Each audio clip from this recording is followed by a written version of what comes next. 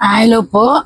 Mag-aano po ulit tayo. Magbabasa po tayo ng mga napili namin na pangalan.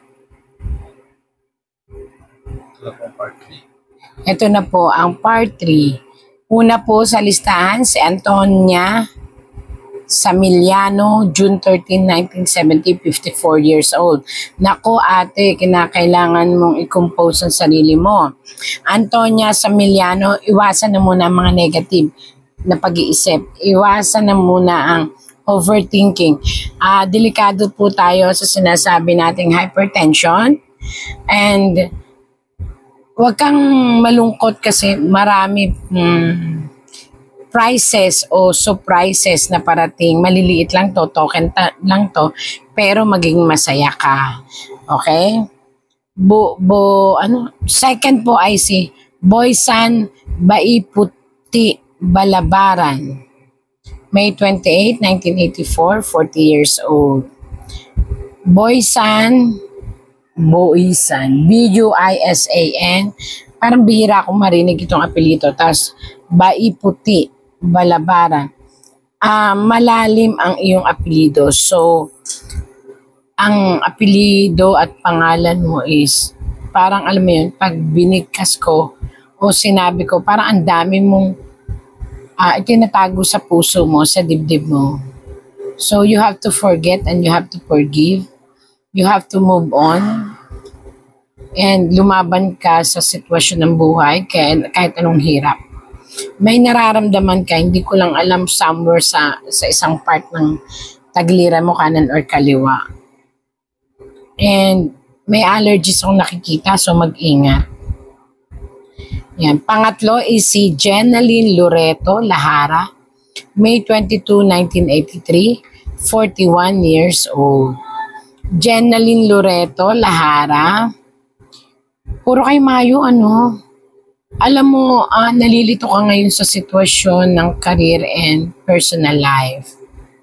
Jenaline, bago magdesisyon, kinakailangan pag-isipan ng 10 beses. Kasi paiba-iba ang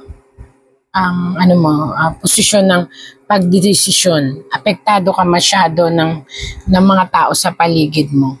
And nalulungkot ka, hindi ko alam kung ano itong kinakalungkot mo, pero parang naiinip ka sa mga bagay-bagay.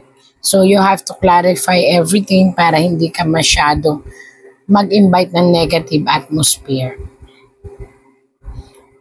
1, 2, 3. Pang-apat, Roselia Barolo, September 16, 1977. Roselia, huwag kang i-stop ng pangarap. May depression ka, may trust issue, may mga tao kang pinaghihinanakitan. So, all you have to do is move on. Huwag mo na silang pansinin. Basta kung ano man ang narinig, lampas sa kabilang tenga, pasok sa kabilang tenga. Pilitin mong ibangon ang iyong spirit, ang iyong lakas. Sa health, medyo delikado nakikita ko yung iyong mata. At the same time, yung mga ugat, mga buto-buto. Sumunod, Cheryl E. Amper, September 17, 1976, 48 years old. Naku, Amper, mag-ingat May nakikita akong glucose na sobrang taas. I don't know kung mataas o papataas pa lang, pero nakikita ko na mag-ingatan mo ang masyadong pag-i-intake ng sugar at maalat. Tapos, I don't know kung ito ay pinasok mo or ng friend mo. Parang ito ay isang usapin. Dapat linawin. Pero ito ay natambak-tambak na. So, dapat ayusin ang usapan ito. Between, I don't know kung friend yun or kamag-anak na babae. Feby S. Ruelo, February 2, 1983. Feby, malakas ang iyong aura. Kaya lang, lito ka kasi may kalungkutan kang hindi mo ma-point out sa sarili mo ano yung hinahanap mo.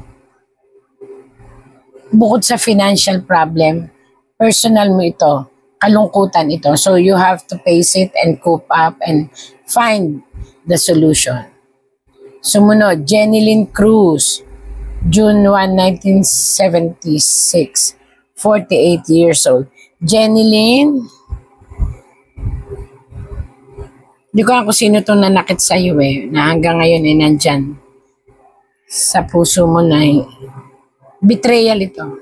Di ko alam kung friend mo ito, isang taong minahal mo.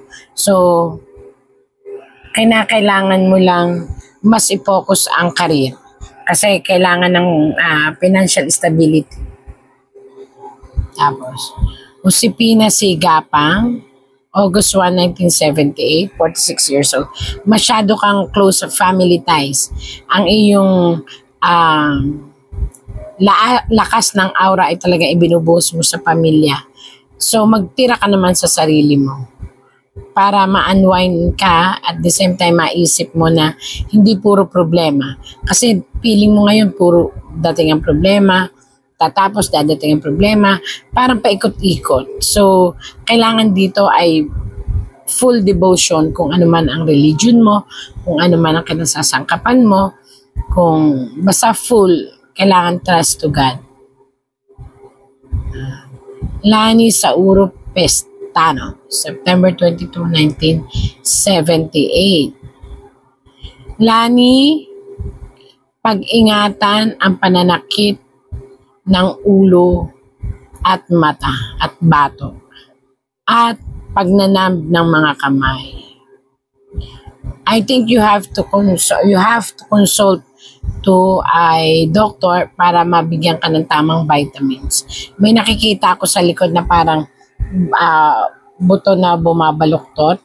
I don't know kung osteoporosis or osteoporosis. Basta kinakailangan, Lani, compose mo ulit ang sarili mo. Tanggalin lahat ng mga alalahanin. Yeah. Kahit maraming problema, go on. Rowena Daan, August 27, 1987, 37 years old. Rowena, ang name mo is masyadong adventurous. Maaari kang maglakbay or mag-abroad. Lakas lang ng loob. Ha? Kung nandito ka sa Pilipinas, may chance kang maging makaalis at isaayos ang family problem.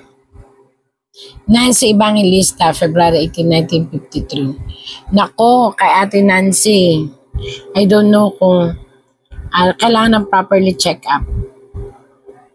Maintenance and ingat na sa pagkain.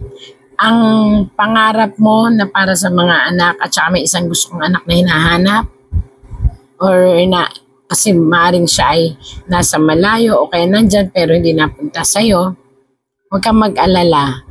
Mabubuo yan. Maging maayos ang lahat.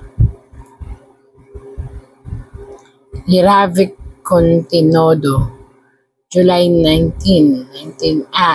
1991. Nako, kung sino Lirani, may evil ay akong nakikita. Sunod na sunod sa'yo. So, pakonsult ka sa isang mga healer. Kung wala kang matagpuan, kontakin mo kami. Pero yun nga, kailangan mo. Kasi parang kinokontrol niya ang prosperity pumasok sa buhay mo.